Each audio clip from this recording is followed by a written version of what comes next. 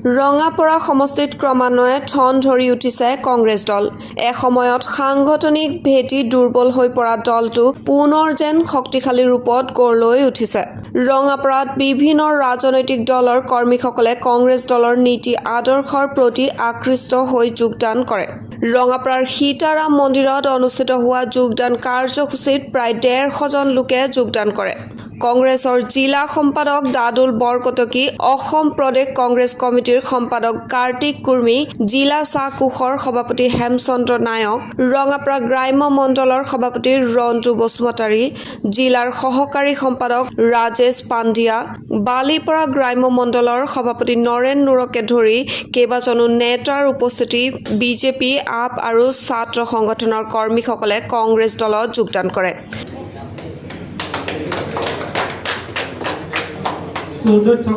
চক্ৰৱৰ্তী ডাঙৰীয়া, মই তেখেতক মঞ্চলৈ আমন্ত্ৰণ জনাইছোঁ।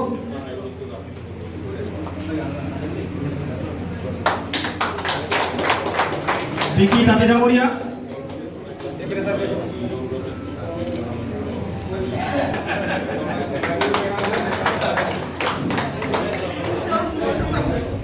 নামলিগড় গাঁও পঞ্চায়ত পৰা আহিছে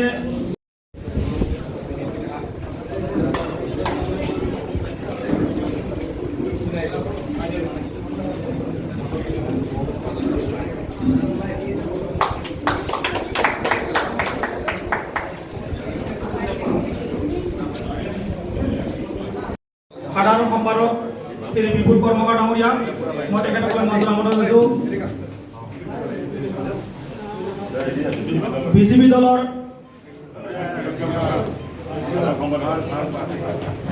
সাধাৰণ সম্পাদক বিপুল কৰ্মকাৰ ডাঙৰীয়া, তেখেত আমাৰ দললৈ আজি আহিছে, আমি তেখেতক স্বাগত জনাইছোঁ।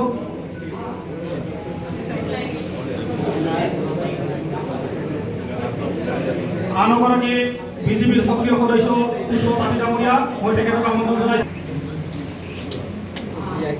দুইজনে বিজেপিৰ ভাল সদস্য আছিল। এইটোৱে ক'ম যে আমাৰ কংগ্ৰেছ দলত আমি যোনটো বস্তু পাইছোঁ সেইটো আমি বিজেপিত গৈ কিনে আমি এইটো বস্তু পোৱা নাই। যিহেতু এটা মানে কংগ্ৰেছত আমাৰ ভাতৃ দাদাৰ নিচিনা এটা যোনটো সম্পৰ্ক বনিছিল, বিজেপিত আমি সোমাই কিনে অথচ আমি বিজেপি হৈ কাম কৰিব বিচাৰিছিলোঁ, কিন্তু আমি সেইটো পোৱা নাই। সেইটো বস্তু মানে আমি কাৰণ ৰাইজৰ বাবে কাম কৰিব ওলাইছোঁ, আমি যুৱ প্ৰজন্ম, তো সেইকাৰণে এই কামটো কৰিবলৈ আমি মানে পোৱা নাই। তো সেই তেখেতে আমি যোনটো কংগ্ৰেছ দল হৈ যোনটো বস্তু পাই আছিলোঁ, বিজেপিত ভাবিছিলোঁ গৈ কিনে কৰিম কিবা এটা, সেইটো পোৱা নাই। সেইকাৰণে আমি আকৌ পুৰণি দলত আহি কিনে আমি চবে একেলগ হৈ কিনে যাতে আমি কংগ্ৰেছ পাৰ্টিক জয়যুক্ত কৰিব পাৰোঁ আৰু মানুহৰ বাবে কাম কৰিব পাৰোঁ, সেইকাৰণে আমি আজি আকৌ কংগ্ৰেছ দলত আহিছোঁ। ইতিমধ্যে আপোনালোকে দেখিছে যে বিভিন্ন ৰাজনৈতিক দলৰ নেতা আজি কংগ্ৰেছৰ প্ৰতি আকৃষ্ট হৈ তেখেতসকলে আহিছে। যোৱা নিৰ্বাচনত আমাৰ দলৰ পৰা কিছুমান নেতা গৈছিলে, তেখেতসকলো আজি আমাৰ দললৈ আকৌ মানে আহিছে। ইতিমধ্যে আপোনালোকে দেখিছে টাউন কমিটিৰো কিছুমান আমাৰ যুৱক, প্ৰায় শতাধিক যুৱক আমাৰ মাজত আহিছে। ইতিমধ্যে আমাৰ জিলা সভাপতিয়ে কৈছে যে আগন্তুক দিনত আমি অহা টাউন কমিটি পৌৰসভা দখল হ'বলৈ সক্ষম হ'ম আৰু আগন্তুক দিনত গাঁও পঞ্চায়ত যি নিৰ্বাচন আছে, এই নিৰ্বাচনত আমি আমাৰ সমষ্টিত বিশেষকৈ ৰঙাপৰা সমষ্টিত আমি প্ৰায় 80-90% চিট পাম বুলি আশাবাদী। ইতিমধ্যে বিজেপি দলৰ বজৰং দল আৰু আম আদমি পাৰ্টিৰ আৰু আমাৰ চাহ বাগিচাৰ পৰিচালক, প্ৰাক্তন পৰিচালক ইয়াত আজি জইন কৰিছে, ইতিমধ্যে আপোনালোকে দেখিছে। আৰু সেইকাৰণে মই ভাবিছোঁ ৰঙাপৰাটো আমাৰ আৰু শক্তিশালী হ'ব বুলি মই ভাবিছোঁ। আপোনালোকে দেখিছে যে আজি ৰঙাপৰা সমষ্টিৰ আমাৰ ৰঙাপৰা টাউন ব্লক আৰু ৰঙাপৰা গ্ৰাম্য ব্লকৰ উদ্যোগত ইতিমধ্যে প্ৰায় 150 বা 200ৰ ভিতৰত আজি আমাৰ বিভিন্ন দলৰ, বিশেষকৈ ভাৰতীয় জনতা পাৰ্টি, আম আদমি পাৰ্টি, বজৰং দলকে আদি কৰি বহুতো সামাজিক ব্যক্তিয়ে আজি স্বতঃস্ফূৰ্তভাৱে আহি আমাৰ কংগ্ৰেছ দলত যোগদান কৰিছে। আজি আমি সকলোকে স্বাগতম জনাইছোঁ। আপোনালোকে ইতিমধ্যে দেখিছে যে আমাৰ ইয়াত আমাৰ নেতা কাৰ্তিক কুৰ্মী ডাঙৰীয়া, আমাৰ ব্লক কংগ্ৰেছৰ দুগৰাকী প্ৰেচিডেণ্টৰ নেতৃত্বত আজি তেওঁলোকে আহি ইয়াত আমাৰ যোগদান কৰিছে। আমি তেওঁলোকক স্বাগতম জনাইছোঁ, কাৰণ তেওঁলোকে বুজি পাইছে যে কেৱল মাত্ৰ আমাৰ এই ভাৰতীয় জাতীয় কংগ্ৰেছেহে আজি ৰাইজক নিৰাপত্তা দিব পাৰিব। আজি বিজেপি দলৰ বহুতো কৰ্মী আহিছে, আপোনালোকে নিশ্চয় দেখা পাইছে, কাৰণ তেখেতসকলে যি সপোন লৈ গৈছিলে বিজেপি দলত তেওঁলোকে সেইবিলাক নাপালে। কাৰণ আজি তেওঁলোকে গম পাইছে কেৱল বিজেপি চৰকাৰখন বাকী চলা চৰকাৰ, দুখীয়া শোষণ কৰি চলা চৰকাৰ, আৰু সেইকাৰণে আজি সকলোৱে মুক্তি বিচাৰি আজি আমাৰ জাতীয় কংগ্ৰেছত যোগদান কৰিছে।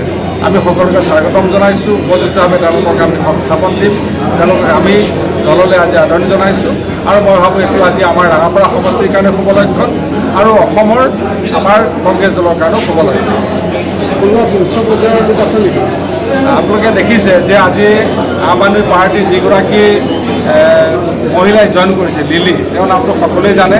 তেখেত এগৰাকী নাৰীৰ কাৰণে যথেষ্ট শক্তিশালী মহিলা, আৰু আমাৰ ভাৰতীয় জনতা পাৰ্টীৰো জিলা পৰ্যায়ৰ নেতৃত্বই যোগদান কৰিছে। আৰু বিশেষকৈ আপোনালোকে দেখিছে টাউন কমিটিখনৰ, মই দেখিলোঁ টাউন আমাৰ যিটো পৌৰসভা এলেকা, ইয়াত যিসকলে সদায় আমাৰ টাউন ব্লকখন, আমাৰ টাউন কমিটিখন তেওঁলোকে নিৰ্বাচিত কৰি আহিছে, তাৰে আজি বেছি সংখ্যক প্ৰায় শতাধিক কৰ্মী আজি আমাৰ এই ভাৰতীয় জনতা পাৰ্টীৰ পৰা আহি আমাৰ কংগ্ৰেছ দলত যোগদান কৰিছে। মই আজি আপোনালোকক কথা দিছোঁ যে আহি থকা দিনত এই ৰঙাপাৰা যিখন আমাৰ পৌৰসভা, এইখন কংগ্ৰেছ দলে আমি গঠন কৰিম। এইটো আপোনালোক আজি আমি কথা দিছোঁ, কাৰণ আজি আপোনালোকে দেখিছে যে ইয়াত যিসকলে আমাৰ ৰঙাপাৰা টাউনখনত তেওঁলোকে বসবাস কৰি আছে, যিসকল ভোটাৰ, সেই ভোটাৰ সংখ্যক যথেষ্ট সংখ্যকে আহি আমাৰ দলত যোগদান কৰিছে।